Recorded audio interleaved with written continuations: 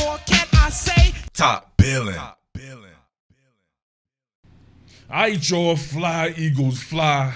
Listen, there's a lot of angst about the off-ball linebacker position with nobody back who has any type of track record, right?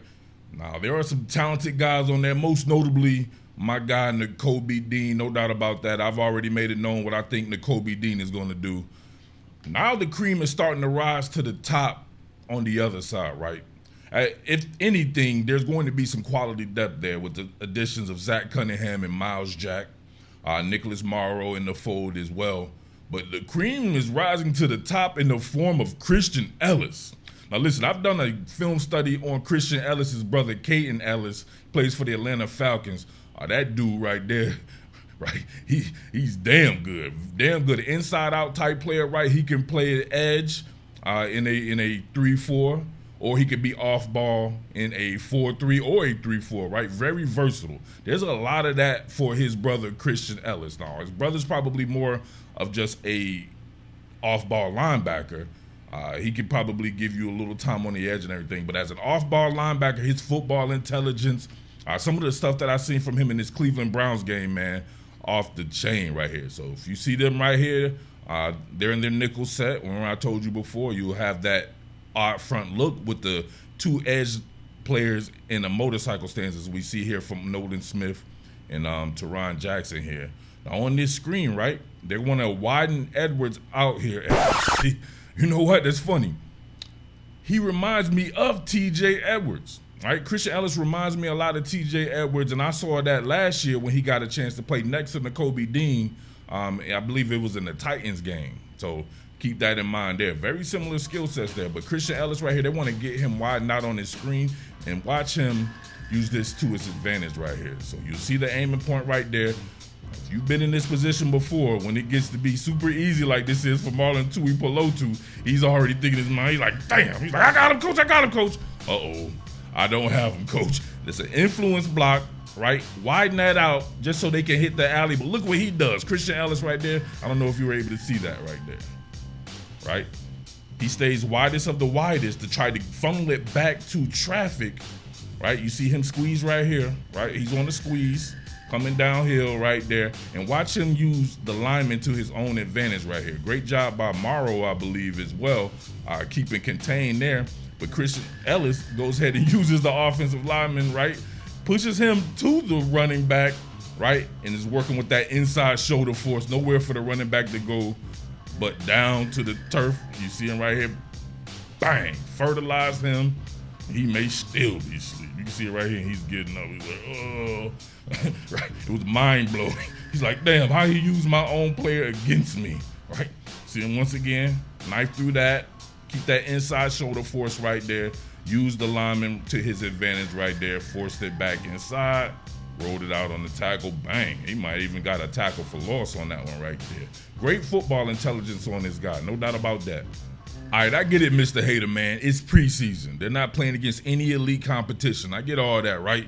You should get all that as well. So stop clicking on preseason content because that's what preseason is, right? Way too many hating ass cats come in here. Oh, he's doing this against this type of. But yet, if I were doing it for your team, you would be going ham, right? So, listen, stop all that right there. What I do know is this. Today's game, right, is a little bit different because of the creativity, right? If you look at this right here, you have my man Christian Elliss, right? Line on the weak side. Normally, he would be your strong side player. He would play to the strength of the formation. Back in the day, when I played, you would always follow the strength of the formation or you would retreat, right? Depending on your position there. If you're a weak side guy, you would switch over. And you can't do that these days because they have plays like this, right? They're running this counter OT. They're going to be pulling the guard, first thing smoking, and pulling the tight end as well. That's going to lead all the way up right here into my man Christian Elliss. And this has to be, to me, the hardest play just, you know what I'm saying, from a technical aspect. Watch him walling this guard. Look at this. Oh, met the block and then, block a tie out. Listen, that was hard to follow because it was poor camera work. Usually when you do get these type of plays right here, counter OT, you see the counter aiming point right here. The guard is about to lead right up into Christian Elliss. He's going to meet that friction wall, keep his inside arm free, and then make the tackle right here. But they didn't really get it because you're used to these runs bouncing to the outside. So the camera moves here. You see him right there. Meet that. Meeting those pulling guards, man. As an off-ball linebacker, that's some tough shit. Most people can't do it. He stands his ground on the stand your ground law. You see John Kelly right here trying to go up into this particular gap there. But there's nothing to it but to do it. My man keeps that arm free. And he's the one in on the tackle, right? With this shaky ass camera angle, right? Just shake it like a scribble. And look at that spot. Tire. That shit is hard. That's how you play football right there, baby. You have to be able to walk and discard blocks, even in today's age where it's more of a spread element involved to it. All right, here we go. Ellis again. I love this particular play right here. You get John Kelly in his traffic release running an out route, and my man is all overdue, right? Pause. Gotta pause. Check this out right here. Look at that. Meet that inertia, stay right up on his hip pocket, and force the incompletion right there. He didn't give enough space really for DTR here to complete this particular pass. Traffic release, if you know you have that, right? If you're on an approach anyway, it could be an approach to play the run on the way to the passer. He's in man coverage, right? Bang, look at that, right? Right then and there, that shit shockwaves all throughout his spine, whatever like that. You can see him running, bumbling, stumbling right there. He's done, right? He's just now gaining his wits about himself, but look at the space or lack thereof, right? That's that super late pandemic separation when nobody was no longer social distancing, right? That is the lack of social distancing right there. My man is all over it, and good shit right there. Christian Elliss showing that versatility right there out of a strong side inside linebacker position. All right, moving on past Christian Elliss here, Zach Cunningham is somebody who flashed for me as well. I like the layering of this particular play. You're going to get a T lead here, tackle leading out, fullback, first thing smoking as well here. You get that tosser, and you can see them start to layer it down. Layering it down meaning people coming from all angles right here to try to force this run back inside so your weak side players could clean up, right? If the run is going this way, you're going to be working backside pursuit here from the weak side. You got to be having that guy who's a cleanup man. And Zach Cunningham can definitely be that. And he could work front side as well. But look at him knife that gap in. Oh! As the great BG is on the screen right here, Brandon Graham. Look at that. You see it layering down, right? The second level or third level players have to come here, sweep outside, just to try to funnel everything back inside where there's more traffic.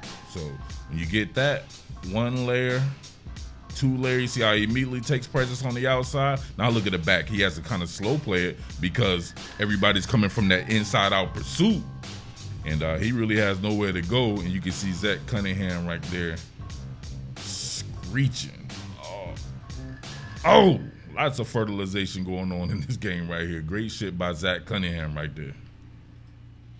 All right, y'all, I got to bounce, but I want to know, just tell me, what do you think about the off-ball linebacker position as it stands right now? Do you still have that angst after seeing some of these guys in the preseason? Do you think the answers are on the test?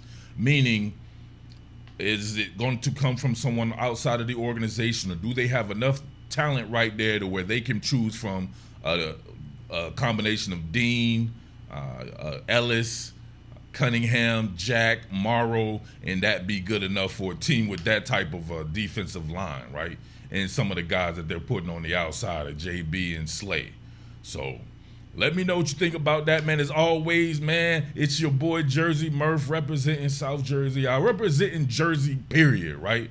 I'm not one of these cats. I love the whole state, so I'm representing Jersey, man. Big shout-outs to Salem. Shout-outs to Pennsauken, Camden, Cherry Hill, Atlantic City. Shout-outs to Millville, Bridgeton, Vineland. Everybody out here, baby. We doing our thing, baby. Cape May, Wildwood. You know what I'm saying? We're getting it in, baby. Shout-outs to the entire Delaware, but you know I love Christiana, Newark, and of course Wilmington and the entire city of Philadelphia. South Philly, stand up. All right? Make sure you tip your waiter, baby. You know I'll be serving that hibachi as well. All right? But salute.